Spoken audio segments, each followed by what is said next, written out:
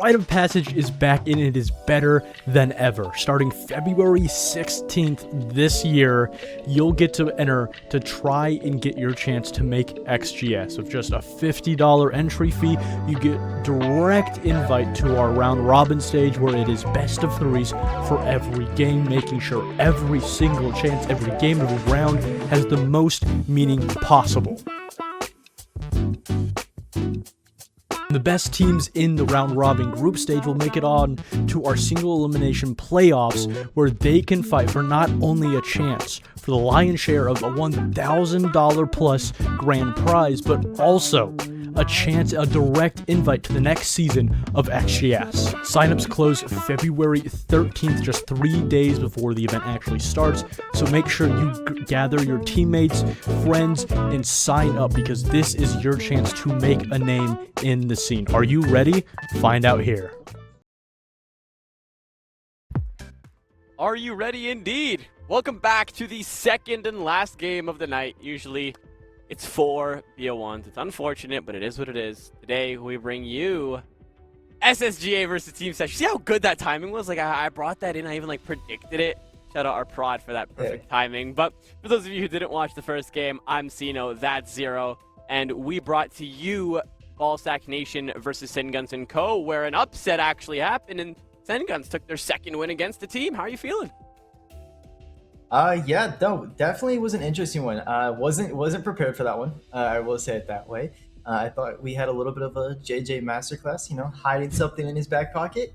That was not the case, and Senguns really just kind of ran away with that map. It was not a, everyone kind of looked into that game going, this is probably going to be a Ballsack Nation kind of running away with this game. This is going to be just them running the show. And Senguns just said, nope, we're just going to do it our way instead, and just really kind of shined. I am very surprised that is the way it went, but it is what it is, and that's what makes Siege the only game where you can see so many unique things happen in one Playday. But focusing more on the current match of the day, the team that looks to take the #1 spot on the standings, SSG Academy versus TeamSESH. Taking a look at the rosters lining up, the superstar youngsters, or 4 youngsters and 1 unk. You'll have Penguin, Kason, Scary Adept, and Retro. A team that's been very promising recently, and I'm very excited to see how they're going to play this one out. On the flip side, you will have TeamSESH, a name that isn't one to mistake for. TeamSESH is just that team that's kind of been around forever, and they're kind of looking to enforce their standings, considering they haven't had too hot of a starting. Yeah, no. Sesh, a roster that everyone kind of knows if you've been around the scene. Badger, Space, TK, Cirx, and Kixa. 5 players that have been around. And from what we've been told, this is supposed to be the final generation of Sesh. This is the Sesh roster that's going to take them to the moon. This is the roster that is going to be the one to shine. And a little bit of a rough start, but they are starting to find their footing in this round robin stage and are really starting to catch a hot hand. Right, winning their last game on Fortress against the Senguns team, which we just saw beat Ballsack Nation on that map. So maybe this is the team that's going to make this run and really kind of shine out here.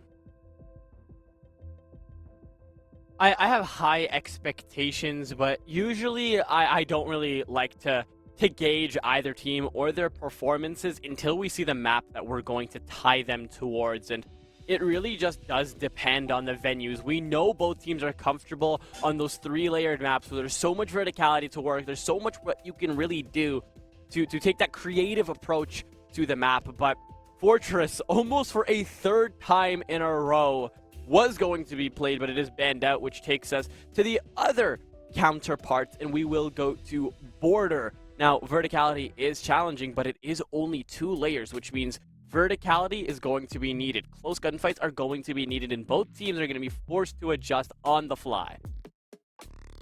Yeah, no, for sure. And this is a map that I would like to say favors SSGA, right? Neither team has really played it so far. Throughout XGS, as I say that, I just realized that Sesh has played it once and they won it earlier on in those Swiss stages, actually beating out Ballsack Nation 7-1 on this map. But if you are SSGA, it's a map you don't mind playing either. Each team's only banned it once. But SSG ACAD, this is a very high energy, high frag team, right? They're really kind of coming off 3 wins in a row. Really just high energy, high paced team, and just kind of like to be aggressive. They like to be in your face. They like to be, gunning. They like to be right there, just not allowing you to have any room to work with.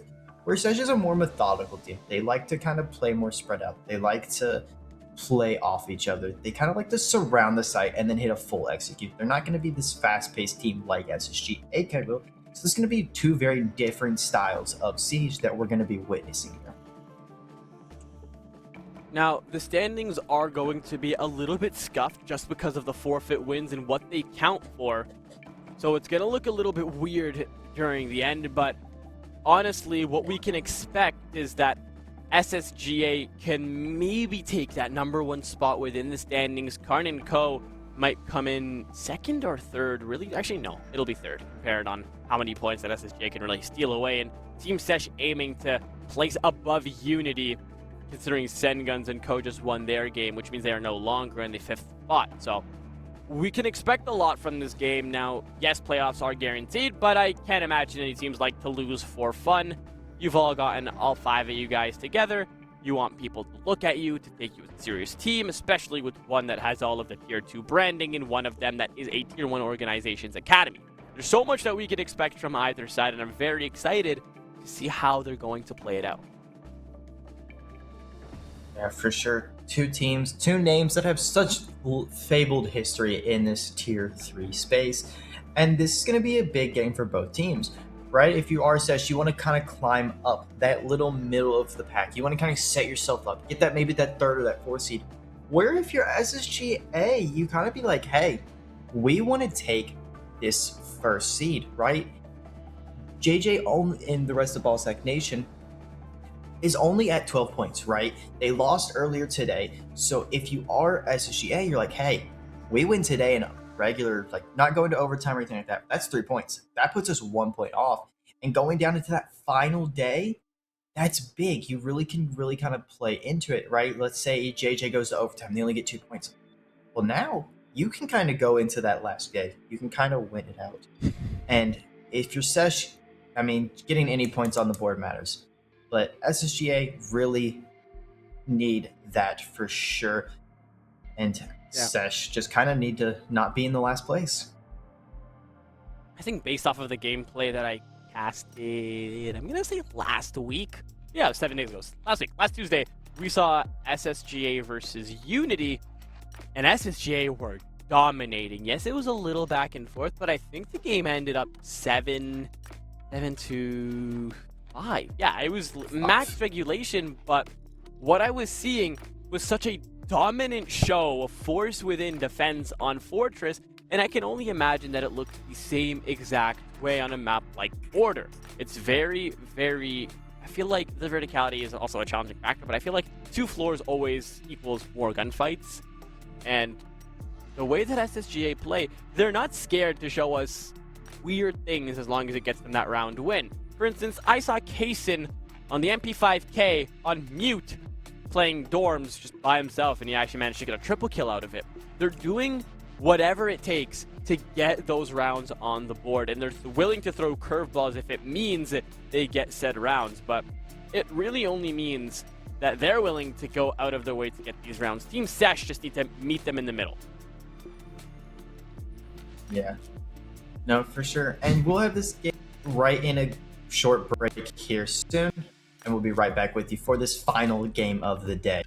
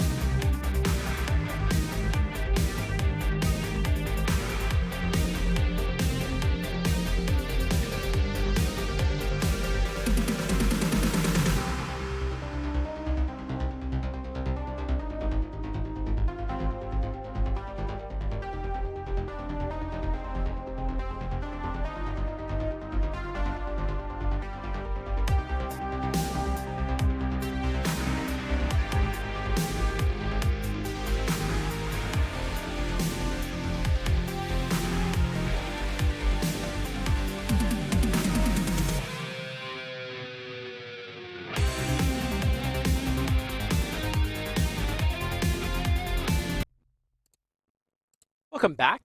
Some unforeseen tech issues, but the thing about the tech pauses is, you know what they say, Zero?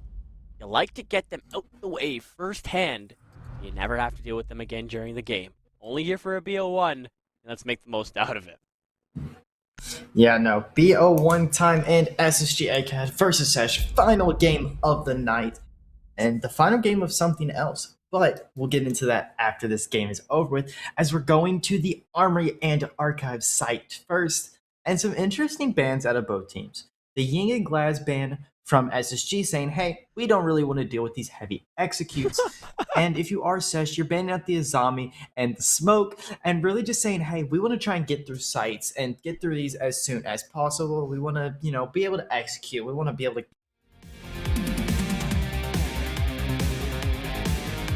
the bands going through, and we're going to be on the Armory and Archive site. So interesting to see us start off, especially with those bands.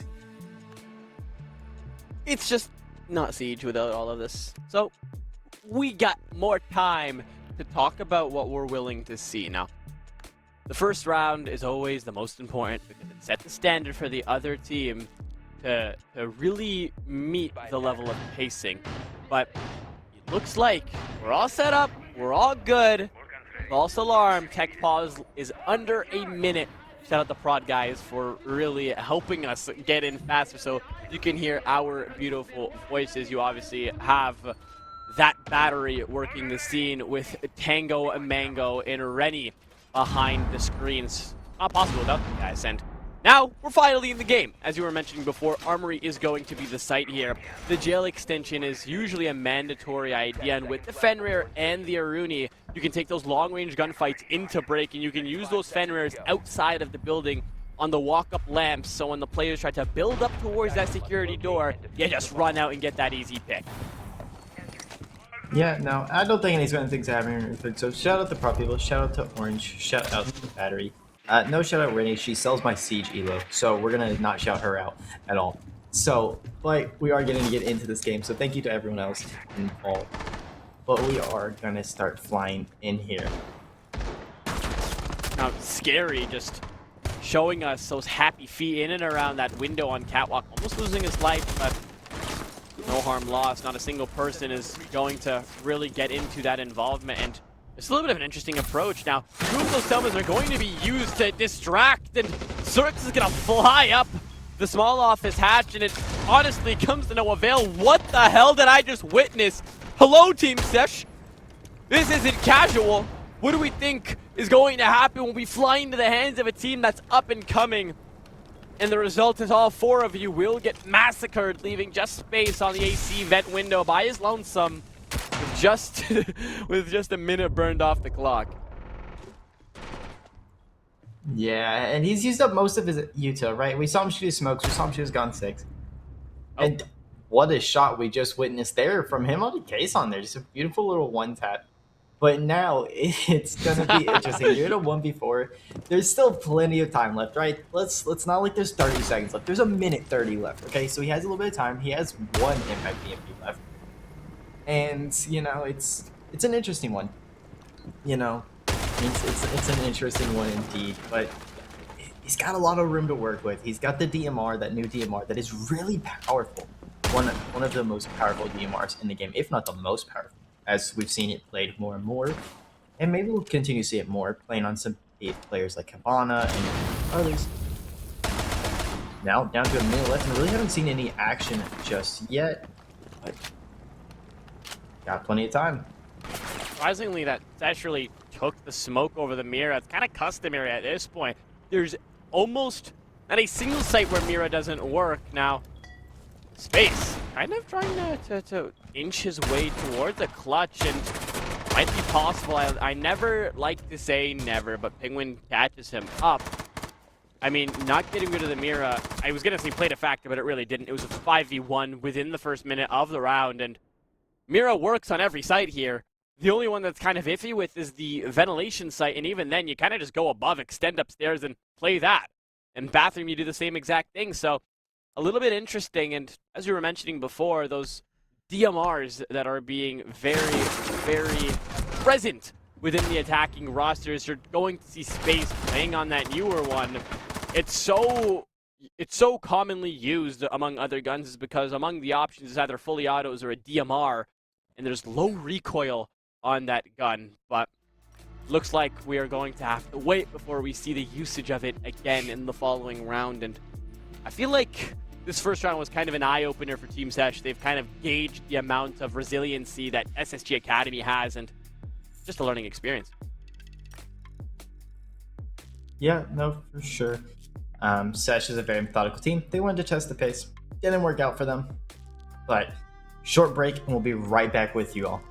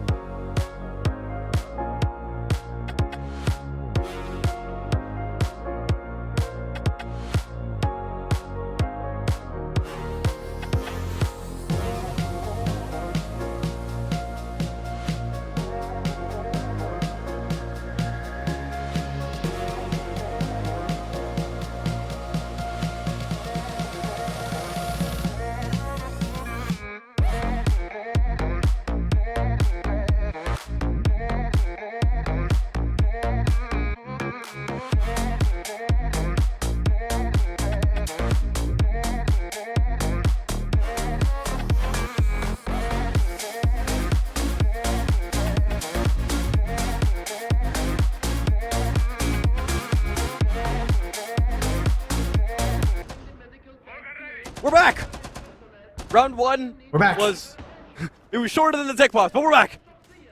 We'll head on over to for those of you who missed the first round, we watched Armory and Lockers unfold, crumble like dominoes, and essentially blow up in the faces of TeamSESH. And Amaru Rush, like we're playing casual, kind of just crumbles apart and kind of makes them pay the price. But SSG Academy take first round convincingly, and they'll head on over to the first floor, where they will be defending Bathroom without a smoke or an Azami. Very manageable.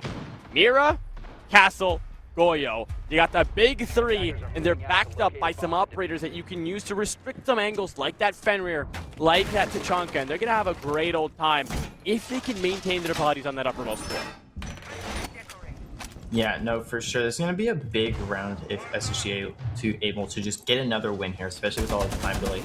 But you keep mentioning crumble. Like you're starting to get me a little hungry here. Maybe I kind of want a cookie now. You know, especially after all those Are you serious? instances of pauses and stuff we've had. Are you serious? Yeah, We were just talking about food, and you decide to rub it in my. You know what? No, I see how it is. You know, get yourself a crumble cookie after this one in honor of Sesh's last round. I don't even eat sugar normally. You want me to eat 80 grams of sugar in a cookie? Yeah, you know. Anyways, we're gonna. Yeah. Ooh. Hi there, Badger. Hi there, Kiksa. We're waking up. It is a 1v5 within a minute. This is good. Almost each timing hits a depth. I mean, I thought it wasn't, but it does in the end. He gets shot in the back, and Kaysen, he's the Wonderkin, but he can't even save them at that point. Kills one well blind, but instantly refragged out as there's an overwhelming presence of attackers on that uppermost floor, and they dissecting convincingly. Looks like that first round was just a fluke. TeamSESH have more in their arsenal. Will dissect correctly as there's 90 seconds left and just one man within the site who's left on a death mark, and Badger's there to clean him up. Yeah, and then that's the response you need at such a dominant victory that round. I mean, no matter what SSGA wanted to do, Sesh had them read like a book. Just every single angle, left, right, center, just DMRs galore out of Sesh, just really just not allowing them to have any room to work with. And Sesh really just shining that round. They had the pace, they had everything they really wanted to. And it's interesting to see that SSGA just weren't expecting it. We saw Sesh go for a rush early, so you would maybe think, hey, they might try and go fast again. You know, this is the second round. We're only up by one. And Sesh just decided to go back for it, and SSGA were not ready for it. They just were caught off guard. And Kaysen was the only one who got a pick that round. I mean, it was a beautiful round. And Kaysen did it blind, too. He just said, let me just hold mouse one while I'm completely blind. I can't see anything. But it's still just going to get the pick onto TK. Which, of course, it was TK who was the one to die there. Kind of heartbreaking when I see the name TeamSESH and I don't see TK, Millie, and Toggy all together again. Kind of sad moments that make me reminisce of the Element qualifiers back in the day, but it is what it is, and we kind of just we move on. Nostalgize is a long, fateful thing, but we'll head on over. They're not going to waste any time with the same site. They're going to switch over to the vent site, and no castle is going to be present, which is a little bit interesting to see. Oh, actually, I lied. It is the same site. Anyways, they have the Mira. Yep, nope, it is the same site. Place. No, I am. Oh my god, no, it's not. It's vent. I got mixed up with the 3D overlay because the guy was looking down. It was a little bit weird, but a little bit of a mishap. But no castle kind of means you can't hold upstairs as easily. But I guess when you have the Canadian Mira, it's a little bit more gracious towards the defenders. So a minute in and not a single body lost. This is a better round than the last, and it looks like verticality is going to be an issue for SSGA with the way that TeamSESH really plays. Yeah, no, and Sesh just playing this aggro. This is a style that we're normally seeing play a little bit slower pace, but they are really just on all cylinders. Not knowing, and he doesn't know he dropped. Oh, hi there. Hedger, what are we swinging? Don't know he dropped the hash. You heard him drop it. That's when you open the wall. Why are we not peeking it? Scary taking a shower within the bath and gets what he paid for. An easy kill to take care of business. Now 2 bodies in the favor of SSGA, a lot better than the last round. I feel like it's going to be a little bit similar to last game where both teams just go back and forth continuously. It's just who can swing first and who can find that first pick is going to dictate the remainder of the round. And as you approach that below 90-second mark, it's SSGA forcing the mistakes from TeamSESH as they haven't even fully cleared that uppermost floor yet. Kaysen's still up here. Yeah, if they're not careful here, Kaysen is going to find a way to bite them, but Kaysen is just going to fall off now. You have the mirrors kind of playing above, so you can kind of just sit in that corner if you want to. But Badger dropped Kaysen bathroom. So now you have a minute left, you're in a 3v5, you have to make something work. This is going to get really down to the wire, and I don't think they know that Scary's still just sitting in that bathroom. Makes complete and total sense. I mean, you can't really expect to move your way towards site when you don't have vertical pressure, when you don't have the players who are on verticality taken care of. If you allow them to fall off, they're just going to go right off in different spots of the map. It won't be the first floor, but it will be 10 times as annoying because you've already used all of your intel and utility to get rid of them in the first place. Now, Scary, the first round, will be taken care of, and it's going to be brought down to an achievable level. But then you take a look at the clock and you take a look at where that case is. It becomes a little bit more of a problem here. And with Kaysen doubling down to find one and Adept to find that second, it becomes near impossible to get that business taken care of. Now, Cirx taking damage from the initial gunfight into the depths of customs, and all of these defenders, as you can tell, are just playing keep away. One man has even taken the idea to go re-establish the position upstairs to have that verticality, and it will pay off as Penguin will finish him off. Yeah, and Penguin just kind of going for that vert play. You know, he's just like, oh, nope, we have the round, you know, we have the men on site. Let me just go play above. We have the cross. And SSGA playing really well off of each other here. You kind of swing one and you're kind of swinging all three almost. I mean, we saw it there. Right? Space tried to swing one and then just immediately was, oh, yep, we have someone prone in this corner here. You're not going to see him coming. Now you're dead while you're trying to shoot someone across the site. So really well played from these SSG ACAD defenses and really just playing off of each other really well, especially in a very frag-heavy map like Border that we've been seeing constantly so far. Penguin and Kixler going back and forth, and the mental aspect is so underrated within the game. I feel like that's just something that's never talked about enough, is just how far getting in the heads of players really can go, and that back and forth might actually help Penguin get this taken care of, as he is the newest pickup of SSGA and has been looking quite promising. I'm excited to see what he brings to the roster. If I'm not mistaken, he was with F5 prior to this? Yeah.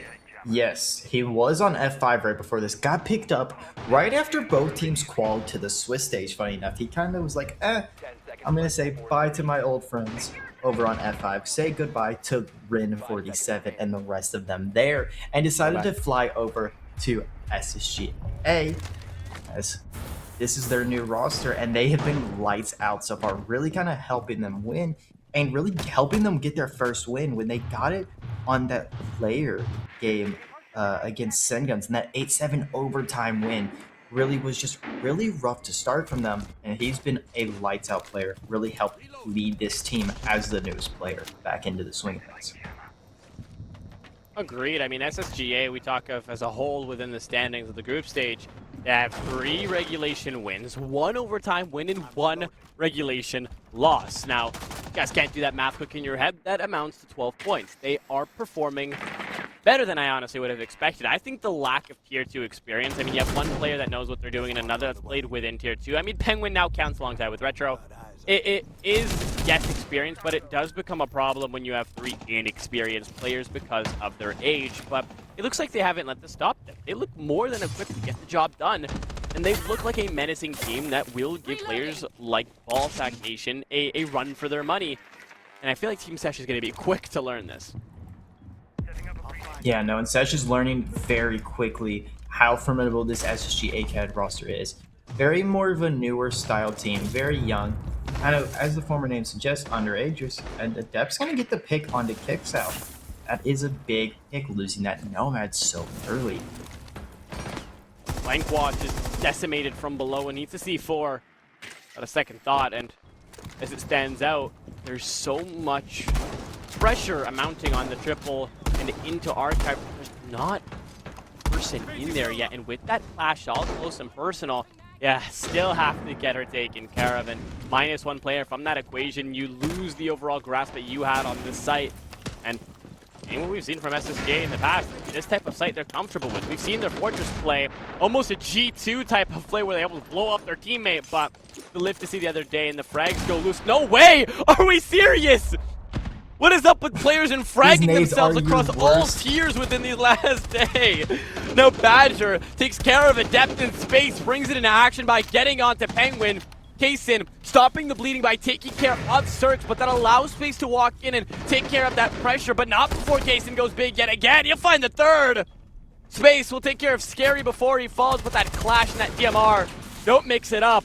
You have a tall order in front of you. Yes, you have the Kaysen tact. Yes, you have the health, but now they're going to play a game of keep away before they get this job done, and the clock just ticks down. While this Clash is going to get isolated, it's kind of a bait here. Kaysen gets shut out! A 1v1, a beautiful shot from Badger. There's no possible way. The clock ticks down and he manages to win it! If you're SSGA, what are you swinging? You had everything in your favor, and you let Badger do it of all players. He has had a rough set so far, and he is going to show that, hey, I deserve to be here. He is having a great game to start off, and he is really shining for the SESH roster.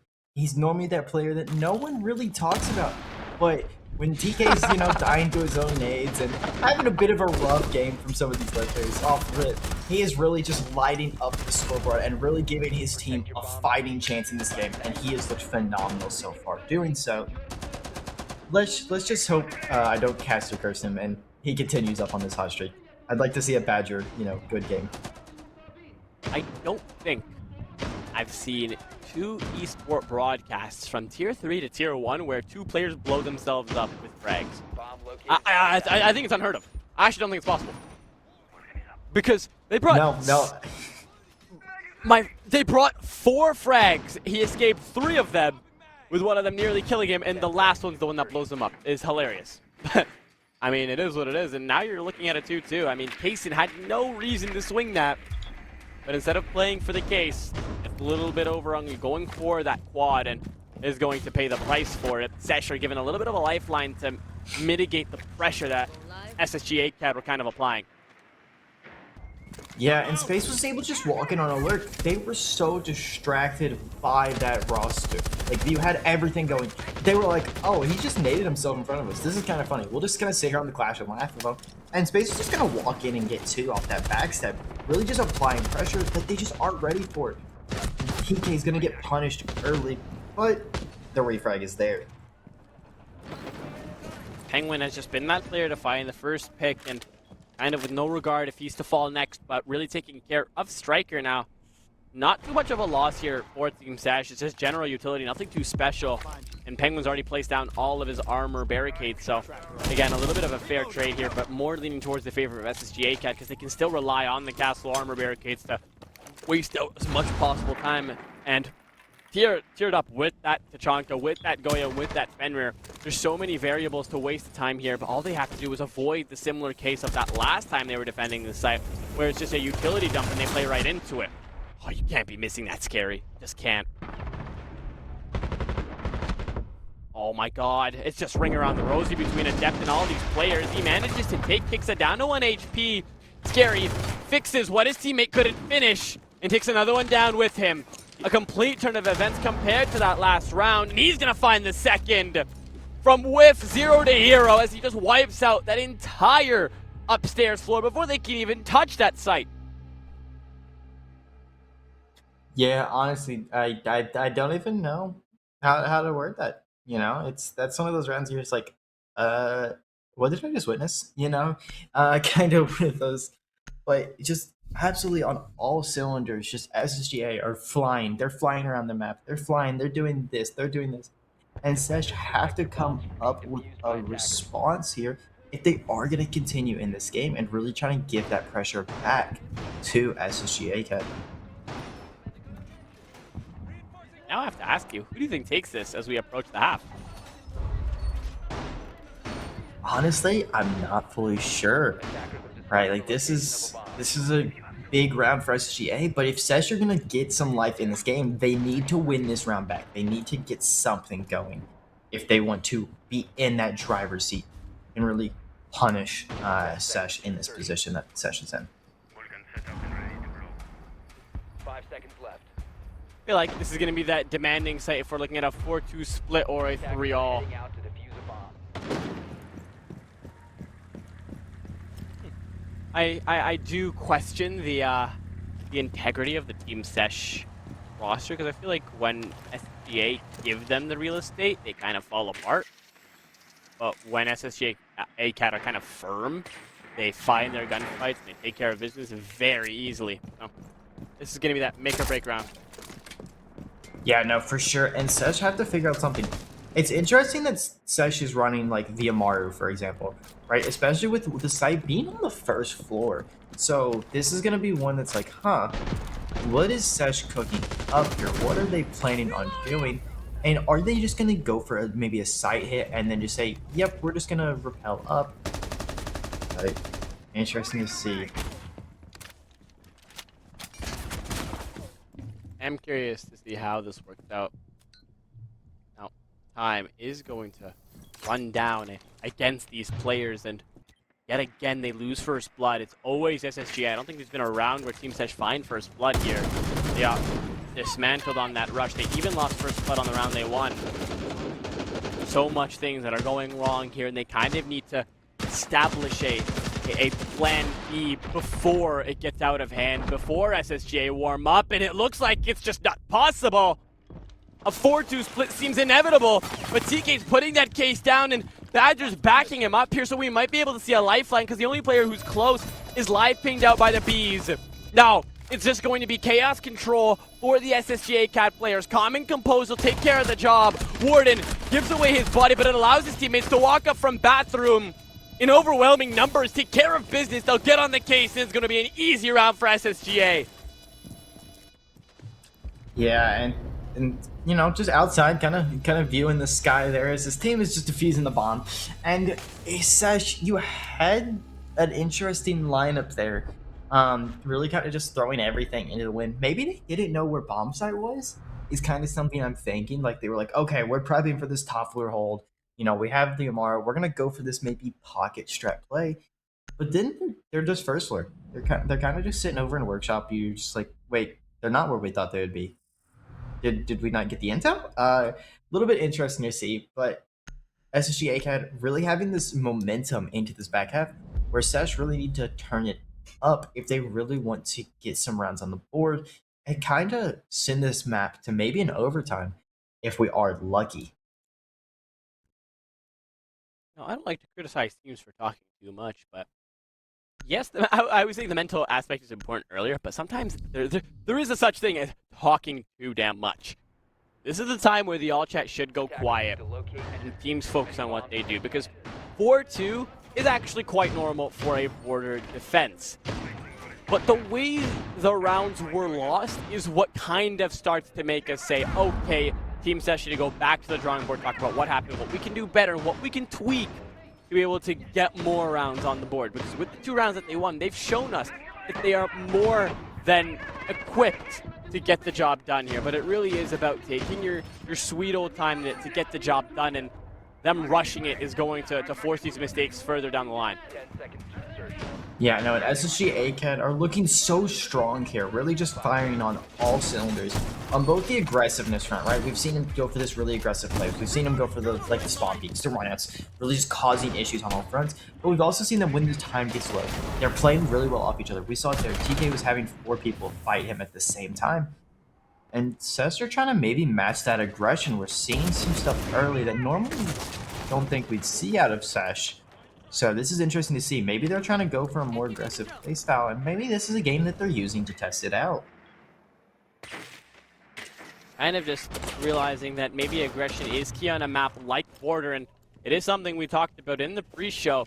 Smaller maps warrant more aggression. You can't really play for that final third of the round without expecting some casualties along the way, and that's really the rough message that's been kind of sent down the line to TeamSESH, and now they're starting to reciprocate that energy, taking a good amount of HP off of Retro, but Syrix also takes a good amount of damage, and for somebody that's holding jail and deep security, you need to be mindful when you have your teammate holding that long-range angle all the way in the depths of break.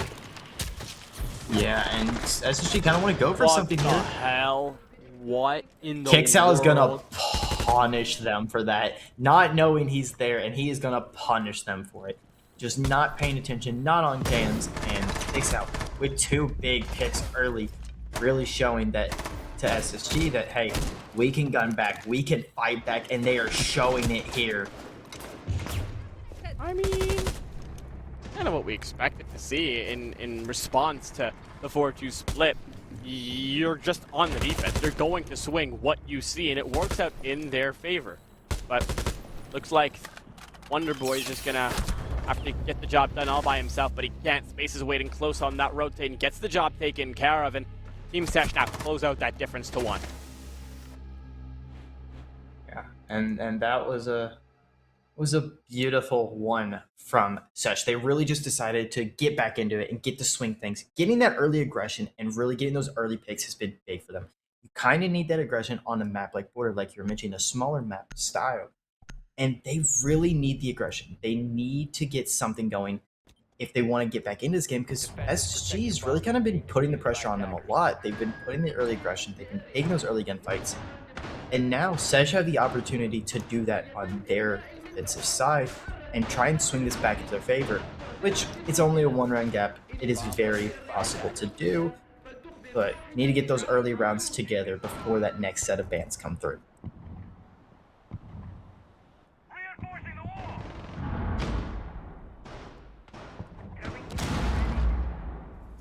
Now, TeamSESH, they snowballed off of, I don't like to say fluke, but off of a collab of 2 players kind of just not paying attention to the overhang swing, and they'll get the job taken care of. Now, they built off of it beautifully as they isolated 1-on-1 and played off of the F-Nauts activations. By being able to close it out by just straight swinging, they're kind of just giving back that energy to SSGA. And that's where the experience part comes into play. Now, you have 3 players who aren't too familiar with Tier 2, then they're not going to expect the mental levels of the game, and that's something that we're kind of starting to see. And I'm not really going to be surprised if this goes a little bit closer to the wire, maybe max regulation, or maybe even in overtime, unless SSGA clean up their act before the later stages of the game, because attacking Border is not easy, especially against an opponent that is hungry to starve you out for easy rounds. And we've seen that TeamSESH is going to punish you for any mistakes that you make, like that incident with Clash and Kaysen on the 1v2. Yeah, no, for sure. And they're going to punish again. Not Retro, not having the info needed to do that. And that's an early pick. That is your blitz gone off the board, which is going to be big if you're wanting to really put the pressure on the rest of this map. With how strong shields are in this current meta, losing him this early is not going to be great if you're trying to go for maybe a roam clear or trying to clear some of these things out above that are desperately needed. TK taken care of, and in response, it'll be the blitz that falls as well. Now, one operator to kind of establish real estate and the other to deny that real estate. So, 2 crucial picks. TK and Retro haven't been too hot recently, but their teammates are going to do more than enough to try to keep them in the game. Space will take care of Scary and kicks a double down by taking care of Penguin, which kind of opens up that uppermost floor, and Cirque takes care of Kaysen. Even the Wonder Boy can't get the job done here. Adept left and Fountain 1 HP, barely clinging on to life. In no case, Kixel just clean him up, and TeamSESH tie it up. Yeah, SESH are looking phenomenal here on this defense, really showing out and showing how well they play off of each other. This is a team that when they get going, when they're holding these crosses, when they are playing so well off of each other that we've seen them do time and time again, they are one team that you do not want to go up against. And on a map that they seem to like, honestly, this is not good for SSG unless SSG start getting something, which after 2 rounds in a row of just pure and utter domination needs to happen now. I'm sorry, I can't get over that. I can't get over that double collapse a few rounds ago. What is happening? Like, oh my days. There's just so many things that need to happen, and they're not playing into the favor of SSGA. I mean, you guys have a coach. Use him. Ariel is more than experienced to really talk about the scope of the game, but I feel like every time we try to talk about the game and the mental aspect of things and what teams have to lose, you take a step back and you look at the overall scope and you think to yourself, why would they call a timeout if they have playoffs already guaranteed? The only thing that would change is just the seeding of the bracket, since there's so many disbands within the group stage. So it really just goes to show how much these teams are just trying to learn from each other, and calling the timeouts isn't really a part of that experience.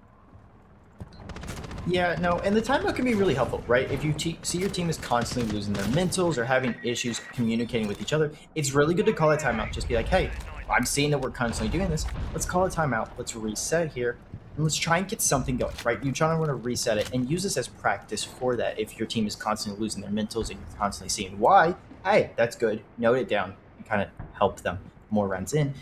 But this is a game where we're kind of seeing SSG, you know, really show these young and up-and-comers what some experience on a map like Border is all about, right? We saw the common 4-2 split from that attacking half, and then SSG is kind of just going aggressive here. They're really kind of causing them issues on every front, as we're seeing an early engagement between a Mute and a Capital. The SMG-11 versus the new DMR. Interesting one.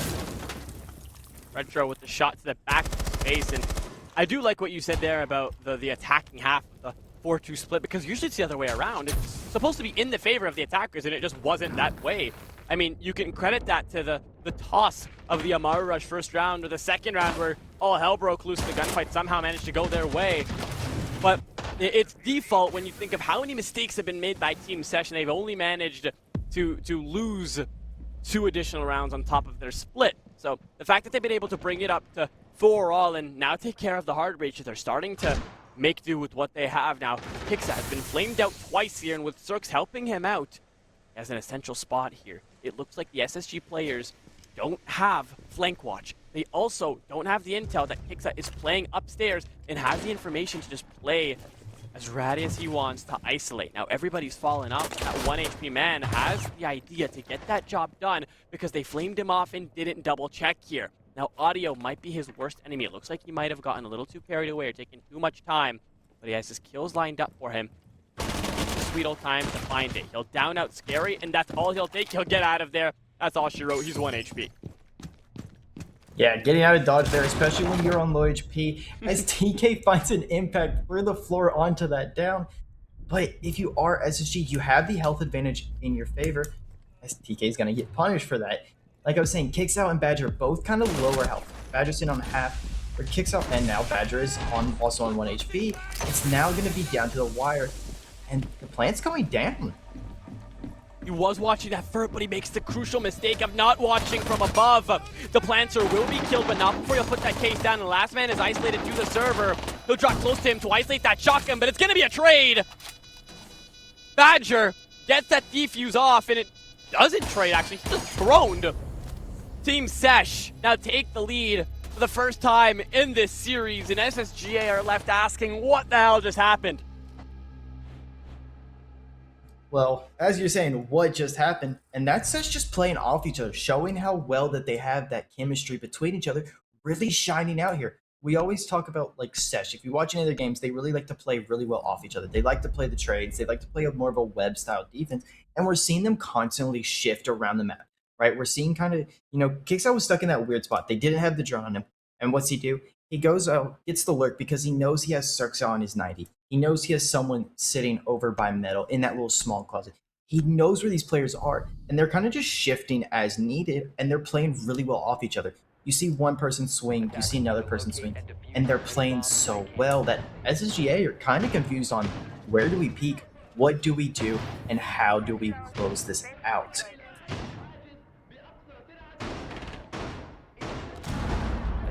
Cycle will go full circle as we'll go back upstairs, and now TeamSESH are knocking on the door of match point here, and again, not the way I expected this to go. It's always so back and forth, and with the way it's been recently, especially last game, I feel like we're the victims of learning not to predict things as they start out. We thought it was Ball Sack Nation to take Fortress. We thought it was SSGA to take TeamSESH by landslide, but not really. TeamSESH kind of starting to wake up after that troll round. If they had locked in even for that first round 0, dare I say, we would be looking at a 3-6 or maybe an even further margin. Yeah, no, for sure. We could have seen SSG maybe close that out sooner, and we're kind of seeing them kind of limit what SSGA is going to be able to do, right? We saw the ace ban, right, which we haven't really mentioned, and we see a Fenrir come out of SSGA. SSGA just really trying to get rid of the extra stuff that they have to deal with. They don't want to deal with the Fenrirs. They're already getting this early aggression out of SSG. They don't want to have to deal with the Fenrirs and have those like triple swings that we're seeing out of SSG. And SSG just getting rid of the hard breach, just not allowing SSG really any space to work with on trying to clear these walls and really create any openings. 45 seconds in, you'll find 2 picks, Retro or Badger. SSGA lose their value for a hard breacher, and now we're gonna have to kind of go about the site and deal with no hard breacher. And as the beautiful clear on Sui, they'll get rid of XGS. He'll just crawl his way back in towards the site, and the kind of just runs out here. But Badger goes down, leaving his mute jammers to survive him, so his utility isn't really lost, but those X-Kairos are really going to become a problem now that you don't have them.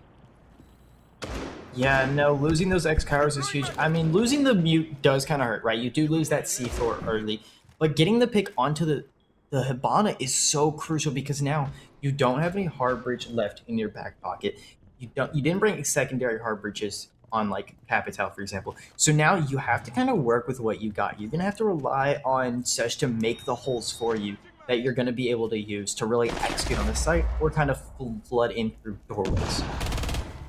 They're just taking care of Penguin, who seemed to be unaware that there was anybody playing jail until that very last second to pay that price. As Ella comes around from that jail corner and kind of starts to go a little bit back towards that soft wall, which kind of makes her vulnerable to any exterior pressure, but doesn't really matter when bodies are starting to drop. There's below a minute and they've barely touched the site.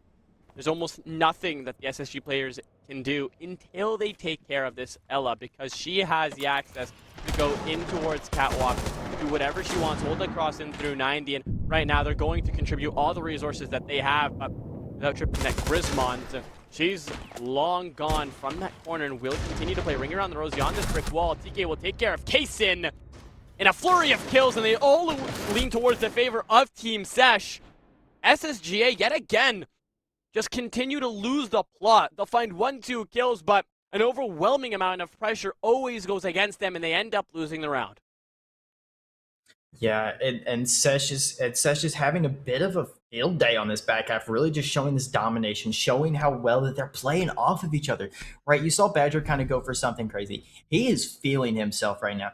Normally we see Badger play a little bit more passively, not really see these aggression, and he is just saying, nah, I just want to be real aggressive today. He's showing it out. He's getting these entry picks, and he's getting them on big people too, right? Losing the Hibana so early really just put a thorn in SSG's side, and they just were not able to even get into the building.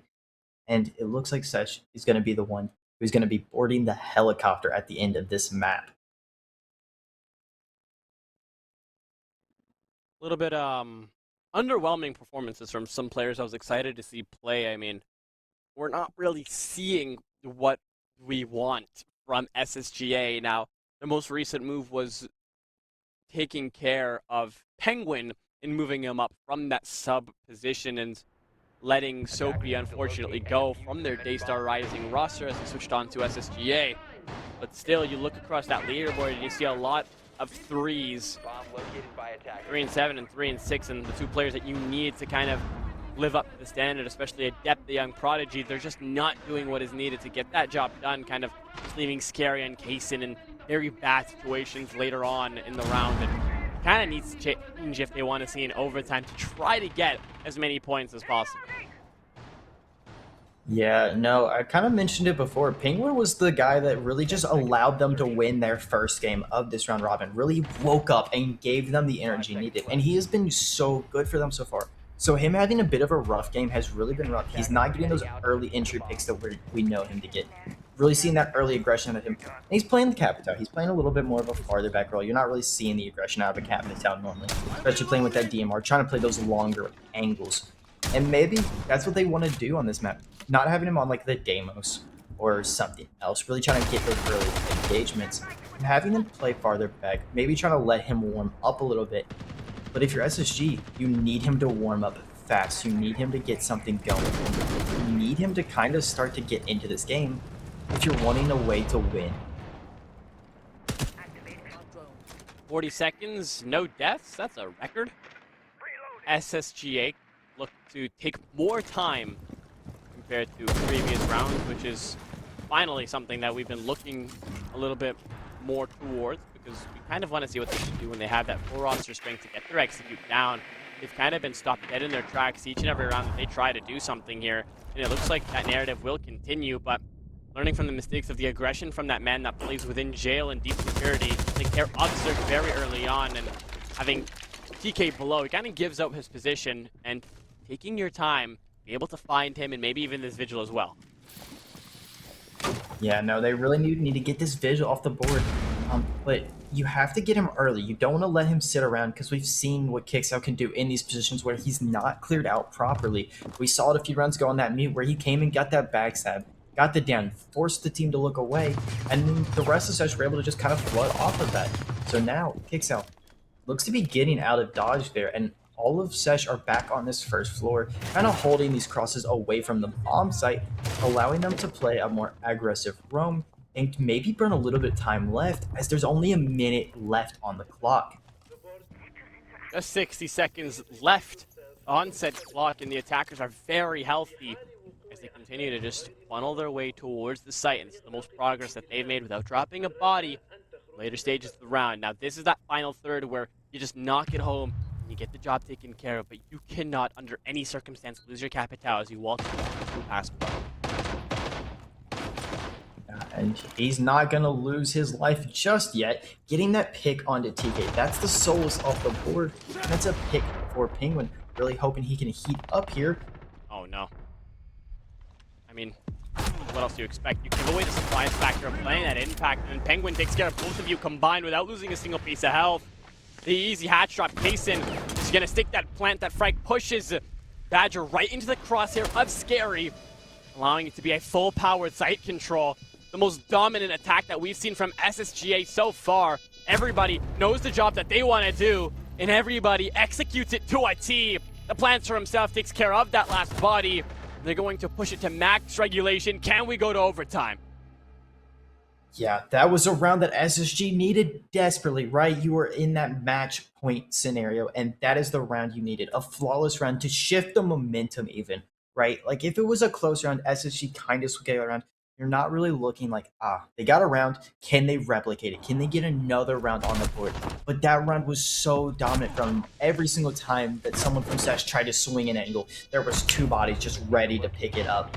And SSG really starting to maybe wake up into this game, right? Like you were saying, you're seeing a lot of threes. Well, I'm not seeing any threes anymore. Penguin with a big round, getting 2 picks, getting TK over in that tellers, and really allowing for them to walk in. Just not allowing SESH to really have any room to work with, as they're cutting off the angles and getting the space that they want and that they need to get. This could be the make or break round for SSG.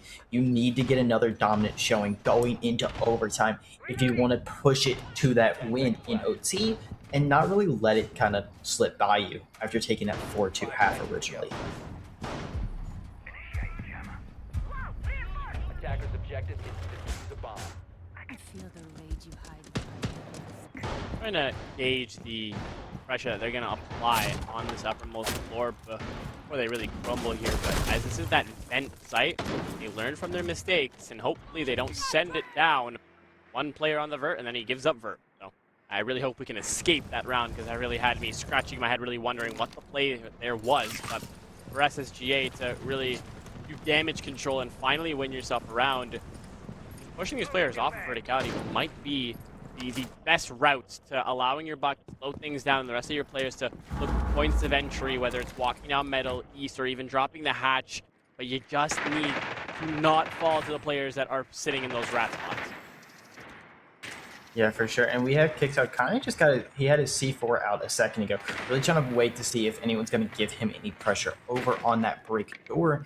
And SESH are giving a little bit more space to SSG after that round. They're not playing as aggressive. They're kind of playing a little bit more back and allowing for SSG to kind of get a little bit more space in this map that we haven't really seen them have so far.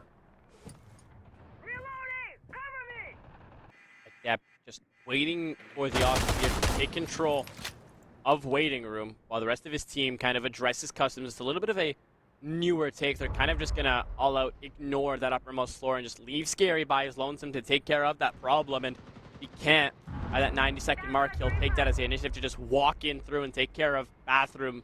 The question is, how's he gonna do that with that hatch open and the cross is being held?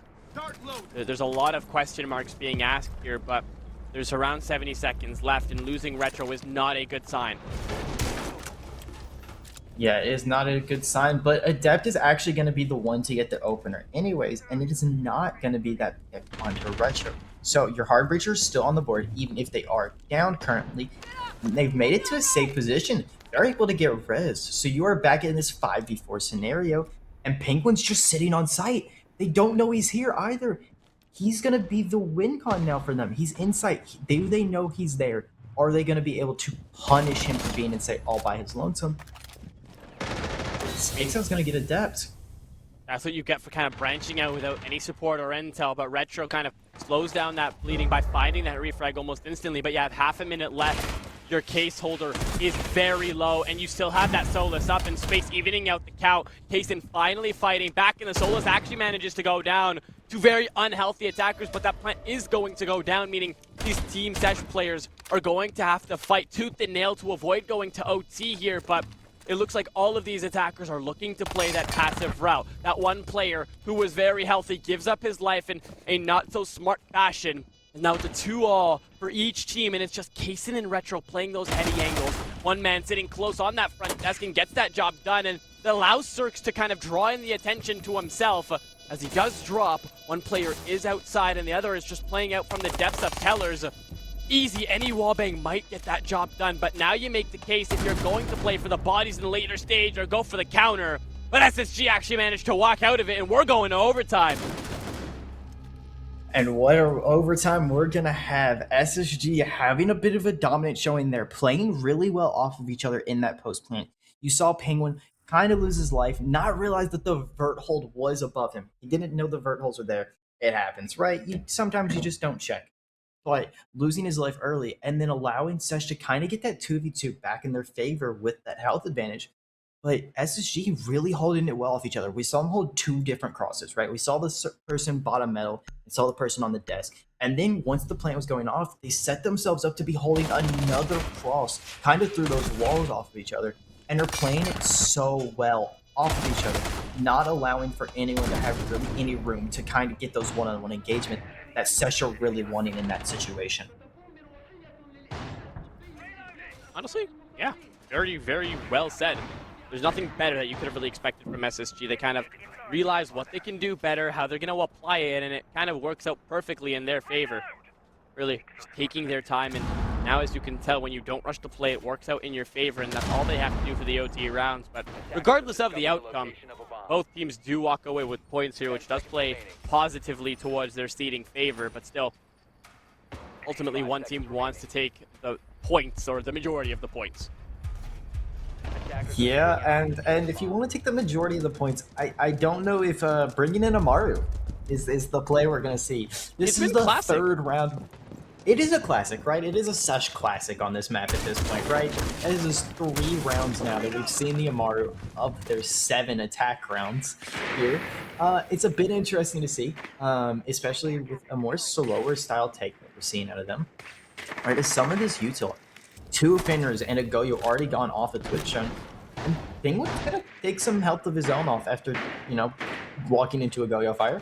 Not the recommended outcome, for sure. Losing your health early. And Sesh are kind of setting up for this early play. And thankfully, at least this time, the Amaru does not have the bomb. So you aren't going to lose it in a rough position like you did the last time you tried it out. And He's going for the same exact play. Yeah, he's going for the same exact play. But I don't understand it. I don't know what he might be thinking. I don't think I've ever seen so much Amaru in a singular game of Border, but TeamSESH take the cake for always surprising me, and somehow they'll manage to walk out of it with first blood, and that's 10 times better than anything they've been working out with. They'll double down, find that second, and that gives the Amaru the all clear to walk up, but a man does walk in through top metal and shreds Amaru. Now TK goes low, Badger loses his life in the meantime. a 3-all, make it a 3v2 as Adept goes big as well, but instantly traded out, which opens up all of Fountain and all of Archives to kind of walk in and take that site control. Now Kixa has that right idea, but looks away at the wrong time, allowing Kaysen kind of gauge his possibilities, whether he wants to isolate to walk up the metal or isolate that man into Fountain, but there's no intel, so he has to go straight off of his audio. Now, it'll take the time for TK to fully rotate around, but he's already gotten his 2 picks off of the verticality. Slow the things down, take a deep breath, and get into that site. Thing is, Zero, they don't have the case. Yeah, no, they don't have the case. The case looks to be over in Armory, and it's out kind of seeing what kind of space he can take. He has it set up for his flank, and they know he's here on the half wall. It looks like they're waiting for him to swing, and I don't think Scary knows he's in this position as TK hears him. Oh, what a and cross. Kaysen is gonna get a beautiful swing, really playing that angle well, not allowing for them to clear his teammate, and he's gonna punish him. You had the air jab right there, just a little bit closer to the left, and you have him.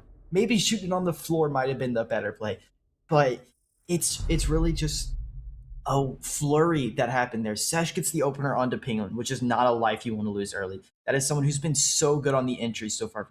So losing him, that's also your Finner off the board too, and allows you to kind of free roam this round's map, not knowing when those FNATs are going to be reapplied. And now you're 0-3 with the Amaru. You've tried it 3 separate times, and all 3 times it has ended up in a rough loss. So now you're going back to the defense, which you have done better on, and now you're on the Armory defense. So a site that we should see Sesh win here based on recent results. But SSG might have something different to say about that, especially with how well they've been playing these past 3 rounds off of each other. I mean, looks like TeamSESH kind of underestimated the amount of aggression that SSG ACAD were going to bring, and they've really struggled to win their attacking rounds on border, and that is very concerning from TeamSESH, but we're still in the overtime, and I feel like me predicting this by the second round saying it was going to go to OT was absolute cinema, but still, you look at the players within the server, you have Kaysen looking to break 20 before the end of the game, and it's very realistic if this goes all 15, but still, the ultimate goal is to win the round and win the game eventually, because taking these points off of TeamSESH is honestly something that you really want to do, especially after you learn their playstyle and what they're really trying to do. But I feel like Zero, they don't really learn too much off of this border, considering TeamSESH's attacking kind of only consisted of Amaru and rushing and kind of swinger be swung type of plays. Yeah, no, and their attacks without Amaru were working good. I don't understand the switch up of bringing the Amaru in overtime when you really need a round. You have the momentum shifting away from you. You have everything working against you.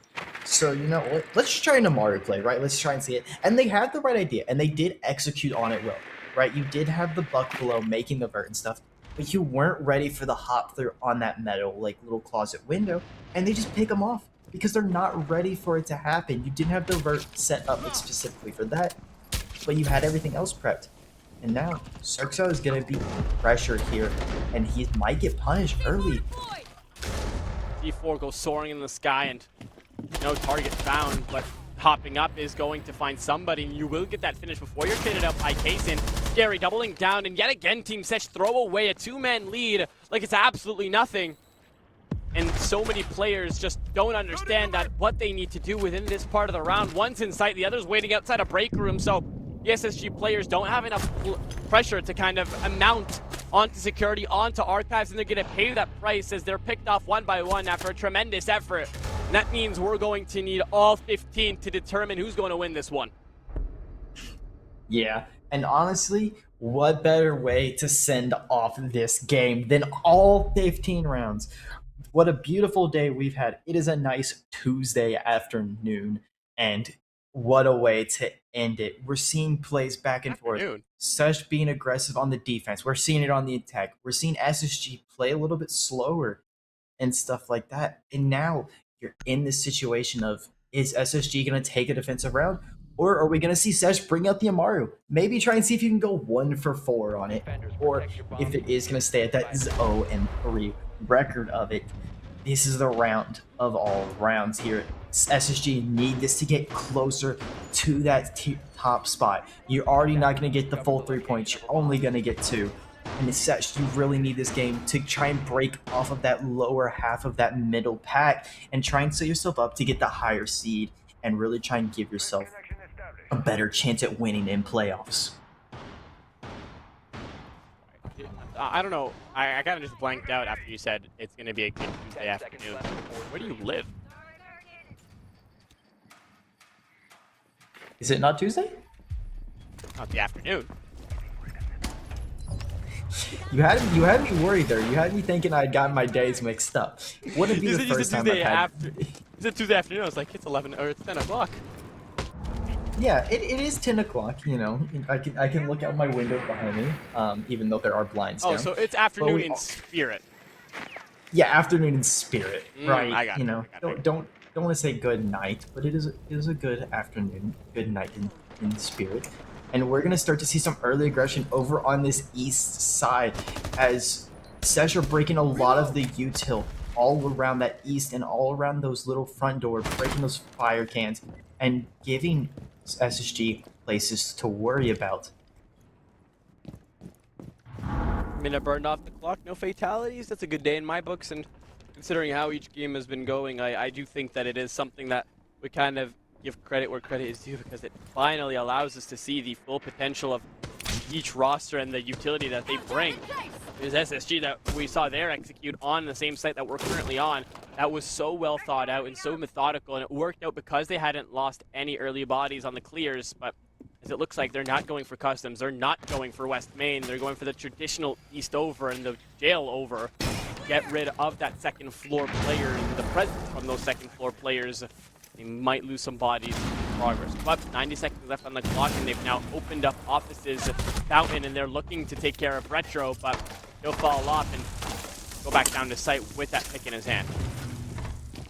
Yeah, and that's a big pick to get. That's kicks out. He's doing so good. He has been lights out for SSG this game. And also, losing the Nomad, that's going to allow for SSG to kind of go for these walks late. They're going to be able to go for these like roams. Going to be able to apply some pressure late in the game. But you now have to think in the back of your mind, is this going to come? We don't have air jabs for it.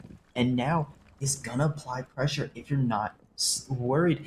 But it's a minute left. It's a 5v4. They're just now getting the vert pressure that they need. Might come down to a last 5-10 second execute if you are SSG.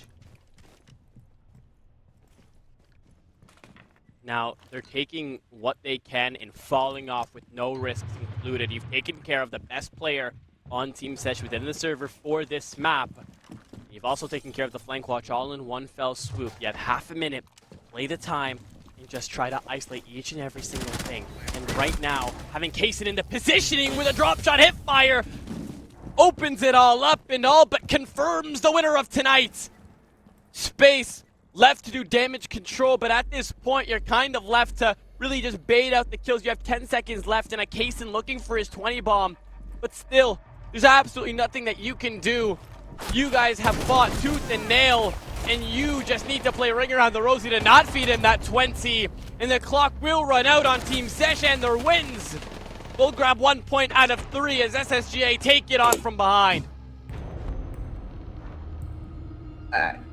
Cinema? Is that what we can describe That's that as, cinema. right?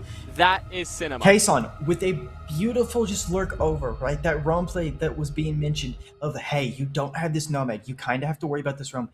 And Kaysen is just going to lurk over into that little tuck spot right on that vending machine on that teller's window. And you kind of get punished for it. You don't have the info on he's there. And you have two people swing him at the same time. The first one gets killed. He goes for the prone to maybe do something. Maybe it was a misclick. I think he might have just hit his prone key. And then he's going to get punished on it. He gets a hip fire kill. That should not have happened if you're Kaysen. You should not have been able to survive that. You should have died, but you didn't. And SSGA take a very close game on an 8-7 win on Border, which is definitely good to help them in those standings. I mean, all that we talk about, we're going to have the standings for you guys soon. I know you guys were itching to see it, but there's just so much behind that game. There were so many experimental plays by TeamSESH that kind of just crumbled under the pressure from SSGA. And then at some of the midpoints within the game, we kind of just saw the shifts switch, and it kind of started to lean towards TeamSESH, but as we expected, it's going to be SSGA that take that number 2 spot, and even though Ballsack Nation lost that game earlier today, they will maintain their number 1 spot, which means the only changes that we're going to see is going to be within the bottom of the board, and it's going to be between Karn and Co and Senguns, where Senguns will take the 4th spot and vice versa. They will switch.